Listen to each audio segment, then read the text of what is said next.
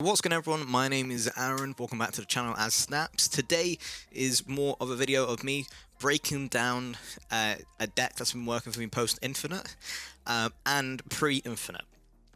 This is a really good deck. It has two different ways that you could play it, and I'm going to show you with the gameplay.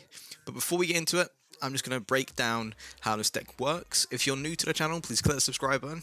We just hit over 100 subs. So yeah, we'll try to push to get to 150 and then 200. So every subscribe means a lot, and if you could leave me a comment down below on what you want to see in the channel next, then please let me know. So this is the deck. I had a different card just in them because I was doing the challenges that you need Star Lord into in some games.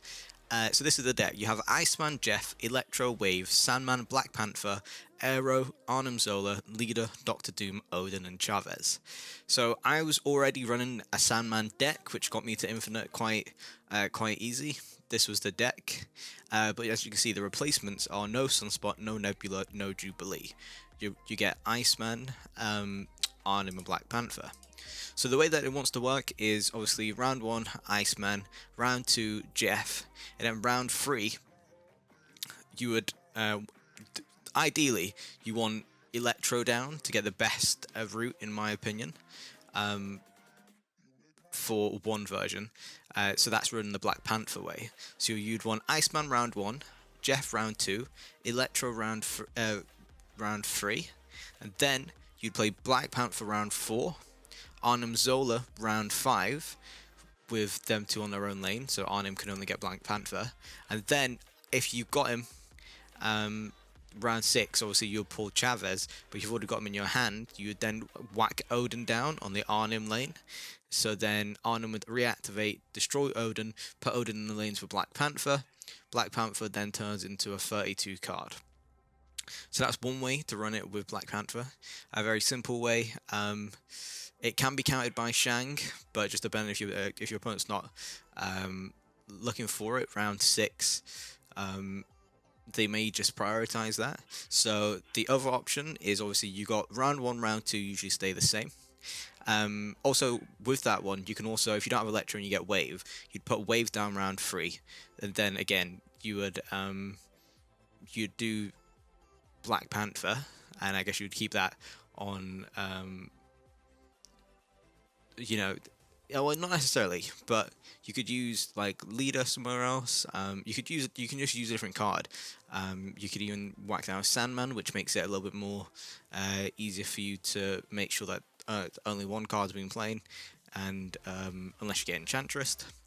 But the other way is your simple Odin Doom route, which is round 1 the same Iceman, round 2 the same Jeff, and then round 3 Electro is again the most ideal to get that ramp all the way up. So you would then Electro into Sandman, so you're then controlling the pace of the game with only one card being played.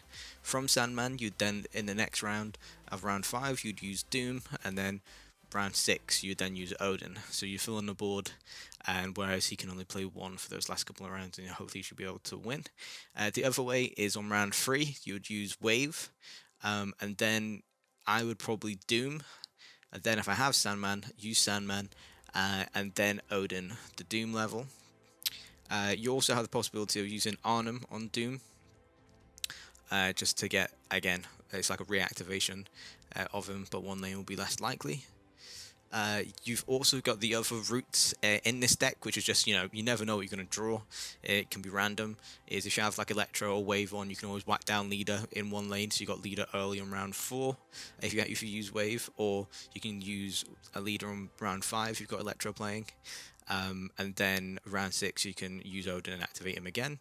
That'd be great if you already have Sandman down, so then you're really controlling the pace of the game. The same with having Sandman down early, and then if you're winning 2 lanes already and you have space to drag the opponent's cards into that empty lane, you can then just control the 2 last rounds by using Aero into that one lane where your opponent is winning, and then use an Odin again on Aero to drag his other card over there. That can be countered by Doom. So yeah, let's get into it and let's show you some gameplay. I've just been rambling on for 5 minutes. So as you can see here, it's already building up. The only problem is that we have Atalan, which could mess up our hand, which isn't really a problem. He's running Kitty Pride, so he's having like a bounce deck.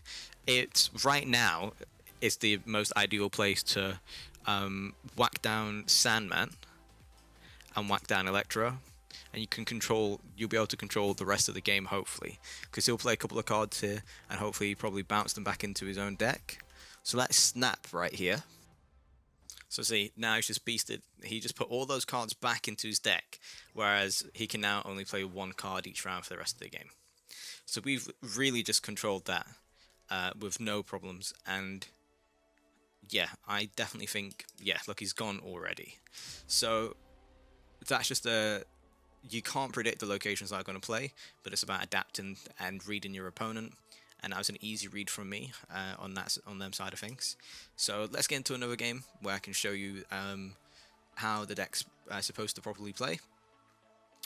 If not, I've got other gameplay recorded that I can just talk over. Elysium is a very interesting. It's going to make it very interesting for us. I feel like depending on what we pull next might be a big reason of what we're going to play for the rest of the game. I would really like Sandman. So we don't get a Sandman, which is fine.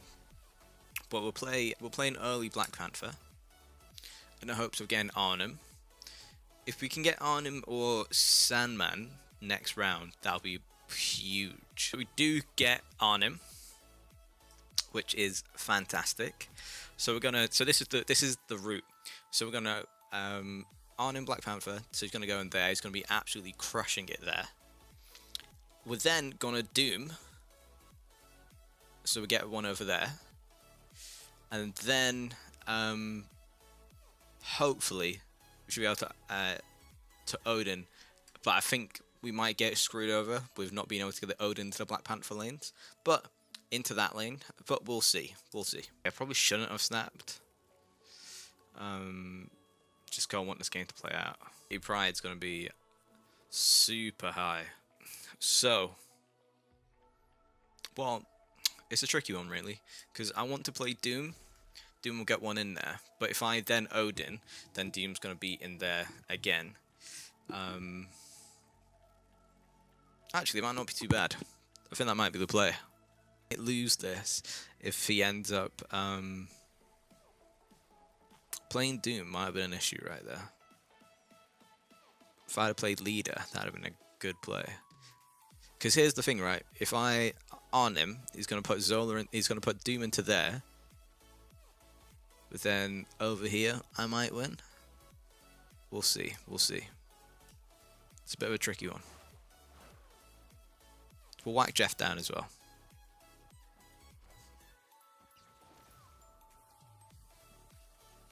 Oh, he did get Odin. That was exactly what we wanted.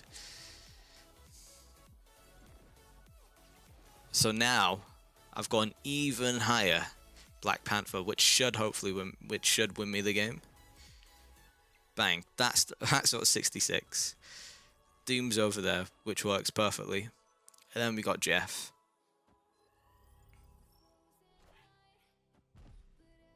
That was executed to perfection.